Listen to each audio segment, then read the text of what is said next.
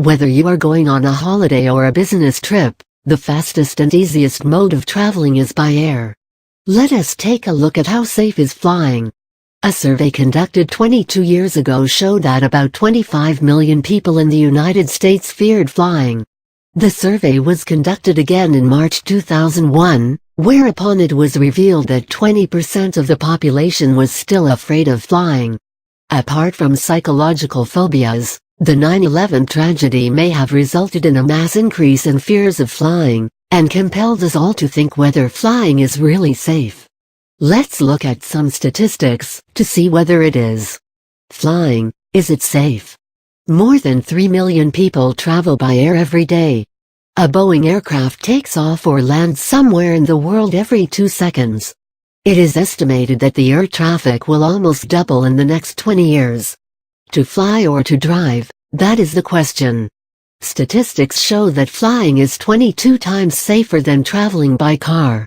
The spectacular amount of attention given by the media to an airplane crash is, ironically, ample proof of how rarely it happens. Car accidents, a fairly regular occurrence by comparison, never get front-page reports. A recent study by the National Safety Council showed that the number of deaths that occur due to car accidents in a period of 6 months is equal to the total number of fatalities caused by the crash of commercial jets worldwide in the last 40 years. Another study by the Ministry of Housing, Regional Development and the Environment shows that a person has a chance of 1 in 800,000 of getting killed while traveling by an airplane and a 1 in 6,000 chance while traveling by car. According to Mr. Nicholas Sabatini, the FAA's chief safety official, the risk involved in flying is almost zero.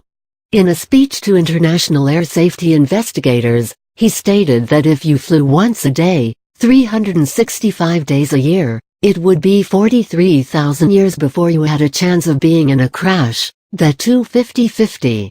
No one can provide a 100% guarantee that you will be completely safe in an airplane, a notion that holds true for literally every mode of transport. There's no guarantee that a drunk driver will not hit you while crossing the road, or an iceberg will not sink the unsinkable Titanic. Many people are afraid of flying because they are afraid of that sensation of not being in control if anything goes wrong. It is more of a psychological fear than one based on facts. Such fear is called aviophobia or aerophobia. People suffering from aviophobia won't feel completely safe no matter what the statistics suggest, but the numbers certainly can help. Big Brother isn't always a bad thing. If Clarence Silver and Roger Murdoch were to lose consciousness on a modern passenger plane, itself an unlikely concatenation of events, since contaminated fish would never be served, Ted Stryker and Elaine Dickinson would never have to land it, thanks to the much more technologically advanced autos of the modern airplane. Single quote S. Although this wouldn't make for a hilarious movie, it does make for a perfectly safe flight. We have to keep in mind that airline and airport security in the US have been heavily upgraded in the last few years and is now better than ever. Aviation components are always of the highest grade available and very rarely go wrong. Most pilots complete their careers without having encountered a single engine failure. Even if that unfortunate contingency does arise, a modern commercial airplane is designed to cope with the loss of one engine. Commercial airplanes also have 3 levels of backup systems: VIS, auxiliary, backup and emergency, in case the primary systems go down. The safety of the passengers is the prime objective of airliners. It is a simple fact that in today's highly competitive business, world manufacturers of aviation components cannot afford their products frequently going wrong and tarnishing the popularity of their brand. As far as airport security is concerned, each flight has an undercover sky marshal. People are allowed to carry only one bag aboard, all luggage is X-ray scanned and only passengers with a valid ticket are allowed past security checking points. Post 9/11, the cockpit has been designed in such a way that it cannot be opened during a flight, thus eliminating the risk of hijackers threatening or injuring the pilot. Apart from the airline authorities, the government regulators and manufacturers are also responsible for safety.